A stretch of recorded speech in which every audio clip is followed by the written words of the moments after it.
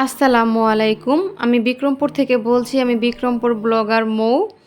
প্রতিদিনের মতো আবারও নতুন একটি ভিডিও নিয়ে চলে আসলাম সবার মাঝে। আমার ভিডিওটি যদি ভালো লাগে অবশ্যই আমার চ্যানেলের সাথে থাকবেন। আর এখন হচ্ছে সকালবেলা। তো সকালবেলা একটু সবুজের সমারোহ দেখিয়ে দিলাম সবাইকে। তো এই ভিডিওটা কিন্তু আমার অনেক আগের দিন শ্যুট করা ছিল। তো এটা ভিডিও শুরুতে দেখালে দেখা যায় ভালো লাগে দেখতে। ভিডিওটা একটু সুন্দর ফুটে ওঠে। এজন্য আসলে সকাল সকাল এই ভিডিওটা আপনাদের মাঝে শেয়ার করলাম।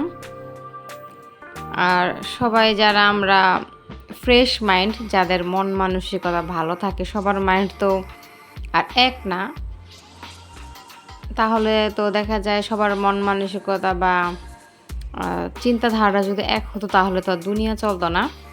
তো সব মানুষের ভিন্ন ভিন্ন চরিত্র, ভিন্ন ভিন্ন মন মানসিকতা আছে।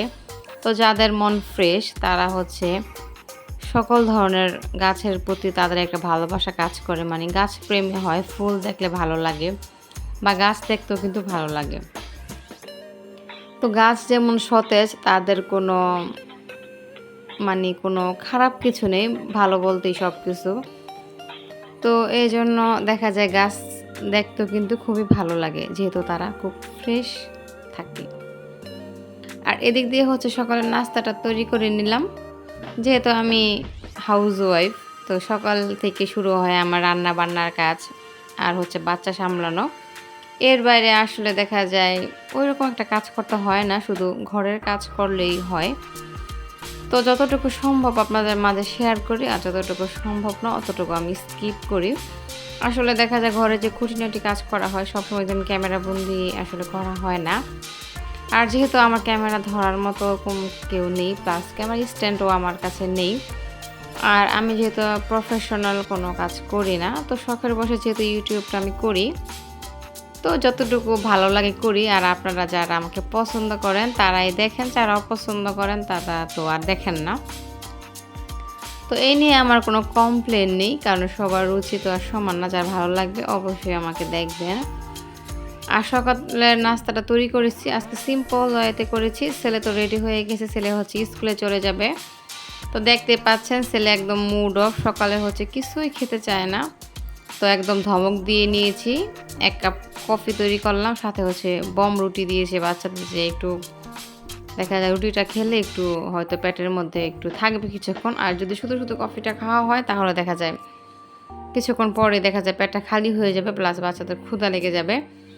তো বাচ্চাদের হচ্ছে আমি একটু ধমক দিয়ে খাওয়াচ্ছি। ছেলে তো একদম মুড ভালো না, খেতে চাচ্ছে না, দেখলেই হয়তো বুঝে যাবেন ক্যামেরার মধ্যে। তো তারপরে জোর করে একটু দিলাম। আর এদিক থেকে হচ্ছে খাবার দাবার অলরেডি শেষ, আর ছেলেও স্কুলে চলে গেছে। আমি হচ্ছে কাপগুলি ধুয়ে তারপরে রেখে দিলাম।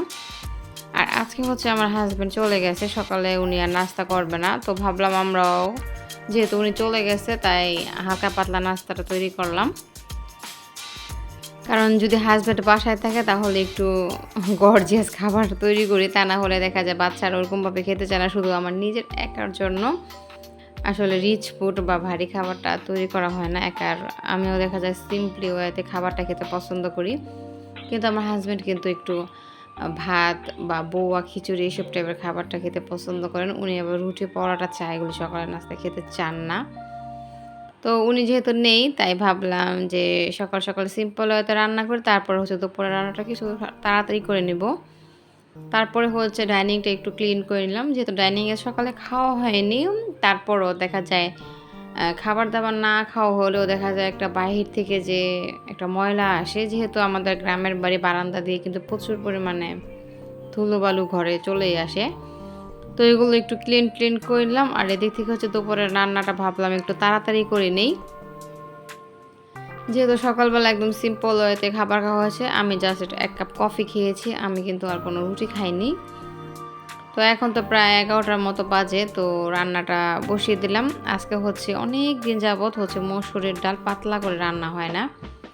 তো কেন যেন আমার ইচ্ছে করলো যে পাতলা একটা মসুরের ডাল খাবো, কিন্তু ডালগুলো যেহেতু একটু পুরান ছিল, তো এজন্য খেতে আমার কাছে তেমন ভালো লাগে নাই। নতুন মসুরের ডালটা যখন ওঠে তখন যদি ডালটা রান্না করা হয় তাহলে কিন্তু খেতে ভালো লাগে। আর ডালটা যখন পুরান হয়ে যায় আর ডালটা দেখা যায় বেশ কিছুদিন যাবতই আনা হয়েছে, ঈদের মধ্যে আনা হয়েছে একটু বেশি পরিমাণে ডাল।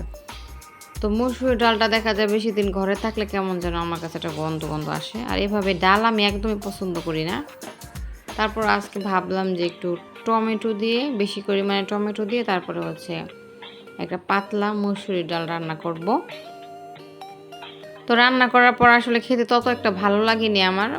তারপরও বাচ্চাদের খাইয়েছি। কারণ ছেলে দেখা যায় ডাল দিয়ে একটু ভাত খাওয়ালে একটু ভাত খেতে পারে। আর নয়তো শুকনা খাবারটা একদমই খেতে চায় না। আর এই তো যেহেতু আমার অনেকটাই ফ্রোজেন করা টমেটো ছিল, আমি কিন্তু অনেকটা টমেটো ফ্রোজেন করেছিলাম। আপনাদের আরও আগের ভিডিওতে অবশ্য দেখিয়েছি। লাস্ট সিজনে যেমন টমেটোর যে সিজন ছিল, তো তখন অনেকটা পরিমাণে আমার টমেটো আনা হয়েছিল। আমি মোটামুটি বড় একটা বক্স করে টমেটো ফ্রোজেন করেছি। তো ওইটাই এখন দিয়ে দিয়েছি অনেকগুলোই, সাথে কাঁচামরিচ দিয়েছি। ডালের মধ্যে কাঁচামরিচের পরিমাণটা বেশি দিলে কিন্তু ভালো লাগে। আর শুকনো মরিচ মানে যে মরিচের গুঁড়া থাকে, মরিচ, ধনিয়া আর হচ্ছে হলুদের গুঁড়াটা কম দিলে ভালো হয়। তো এই তো দিয়ে ভালোভাবে একদম সিদ্ধ করে তারপর ডাল ঘুটনা দিয়ে ঘুটে দেবো। আর এদিক দিয়ে হচ্ছে আমি রসুন পেঁয়াজটা একদম বাগার যেটা বলে আমাদের বিক্রমপুরে, তো ডালের বাগারটা দিয়ে দেবো। ডাল তো অলরেডি হয়ে গেছে, তো বাগার দিয়ে দেবো। আর আজকে হচ্ছে রান্না করব শিং মাছ।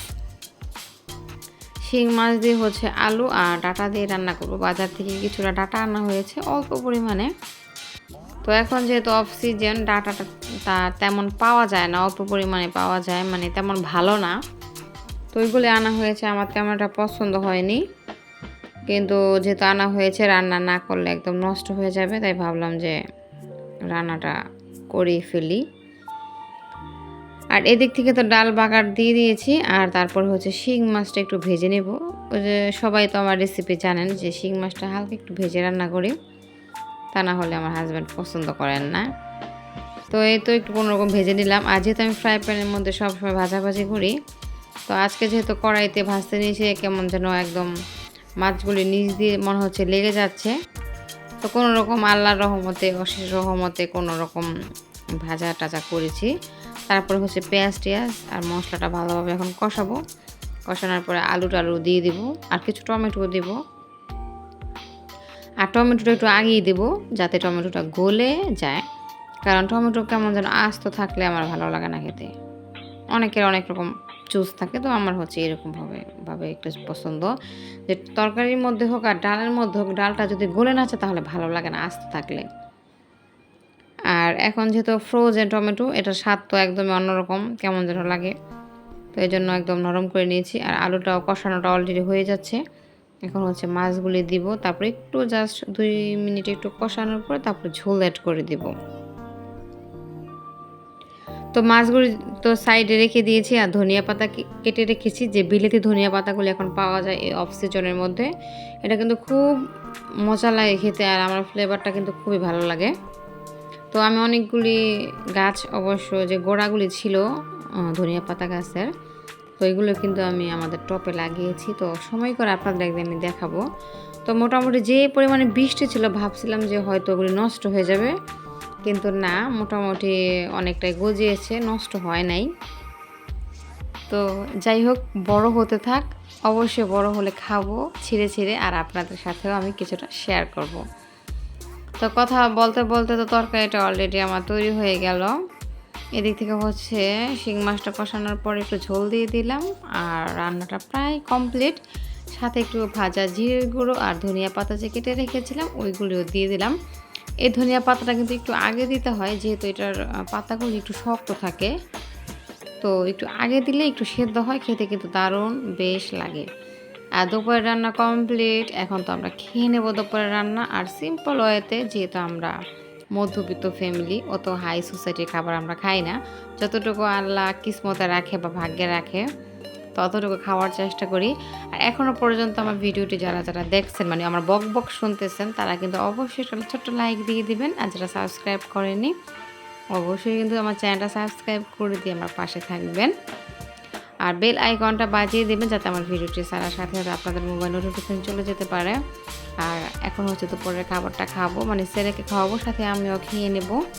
আর ভিডিওটি আমার কেমন লাগলো সবাই কিন্তু জানাবেন। আজকের মতো এইটুকু। আল্লাহ হাফেজ।